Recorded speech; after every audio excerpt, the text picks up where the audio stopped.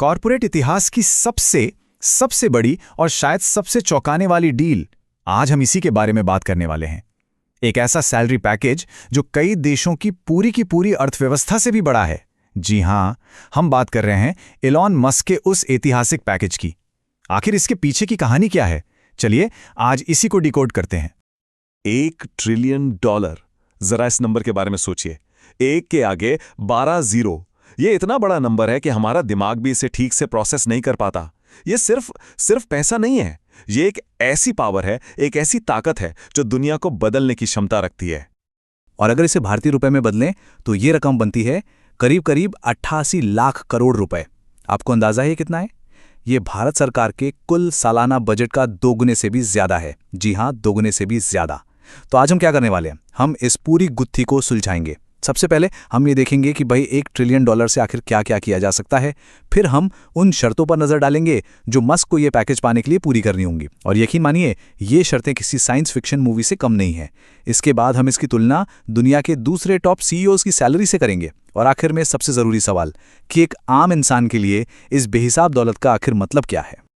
तो चलिए शुरू करते हैं।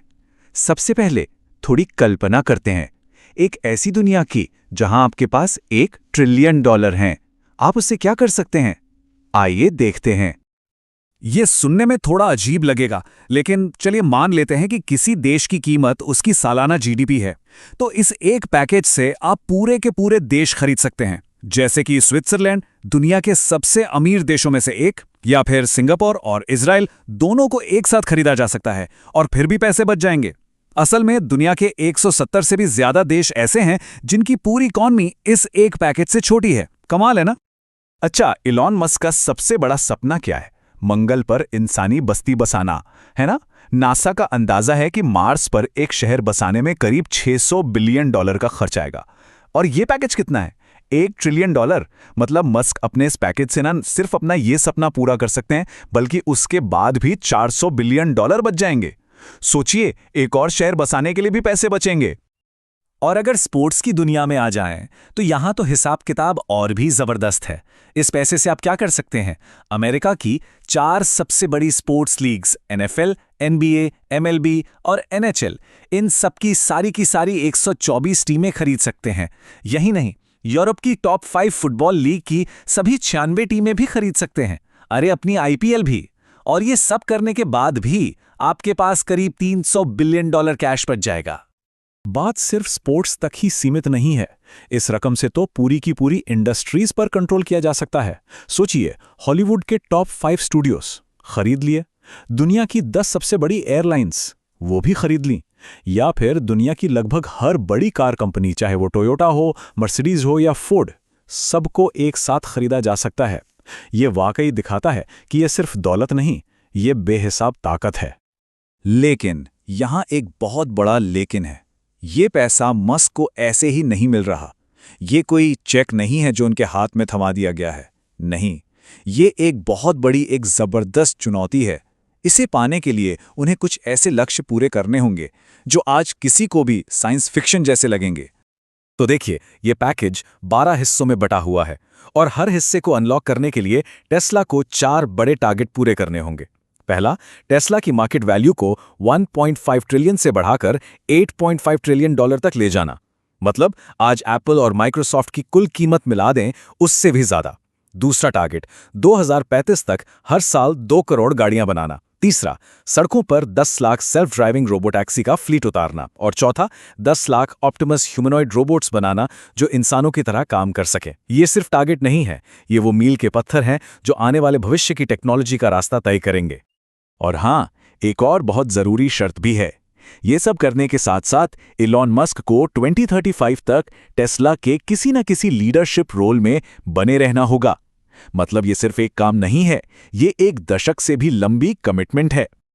अब अगर ये सारे टारगेट पूरे हो जाते हैं तो उनकी कमाई की रफ्तार क्या होगी? जरा सुनिए। हर एक सेकंड में करीब 2.5 लाख रुपए। जी हां, हर सेकंड। जितनी देर में हमारी पलक झपकती है ना, उतनी देर में वो एक औसत भारतीय परिवार की साल भर की कमाई से ज्यादा कमा लेंगे। चलिए अब इस सैलरी पैकेज को थोड़ा और समझते हैं और इसकी तुलना करते हैं दुनिया के दूसरे बड़े बड़े सीईओज की सैलरी से। तभी असली तस्वीर सामने आएगी। ये आंकड़ा देखिए, ये आपको चौंका देगा। अगर मस्क के पैकेज को हम सालाना कमाई में बदलें तो ये बनता है करीब $23.5 बिलियन। अब दूसरी तरफ दुनिया के अगले 9 सबसे ज्यादा कमाने वाले सीईओज को ले लीजिए, उन सबकी कमाई को मिला भी दें तो भी वो सिर्फ $3.85 बिलियन बनती है। इसका मतलब मस्क अकेले उन सबसे 6 गुना ज्यादा कमा रहे हैं। जरा इस लिस्ट पर नजर डालिए। टॉप पर है इलॉन मस्क, $23,500 मिलियन के साथ। अब दूसरे नंबर पर देखिए, एप्पल के टिम कुक।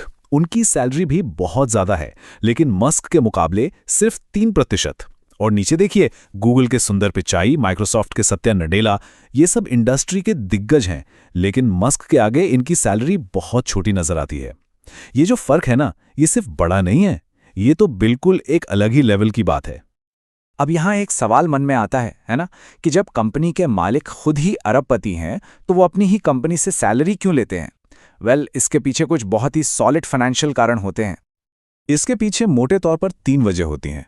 पहली, रेगुलर इनकम। डिविडेंड तो साल में कभी कभार ही मिलता है, लेकिन पर्सनल खर्चे तो रोज के होते हैं, तो सैलरी से वो कैश फ्लो बना रहता है। दूसरा है टैक्स के फायदे। कई बार सैलरी का स्ट्रक्चर डिविडेंड से ज्यादा टैक्स एफिशिएंट होता है। और तीसरा कारण है कंपनी की क्रेडिबिलिटी। जब फाउंडर एक फॉर्मल सैलरी लेता है तो ये एक पारदर्शी और प्रोफेशनल स्ट्रक्चर को दिखाता है। इससे कंपनी को लोन मिलने में और इन्वेस्टर्स का भरोसा जीतने में आसानी होती है। चलिए, अब तक हमने बड़े बड़े नंबर्स, डॉलर्स और करोड़ की बात की, लेकिन अब इस दौलत को एक आम इंसान के चश्मे से देखने की कोशिश करते हैं। एक परिवार की कल्पना कीजिए जो बहुत अच्छी कमाई करता है, मान लीजिए साल के 60 लाख रुपए।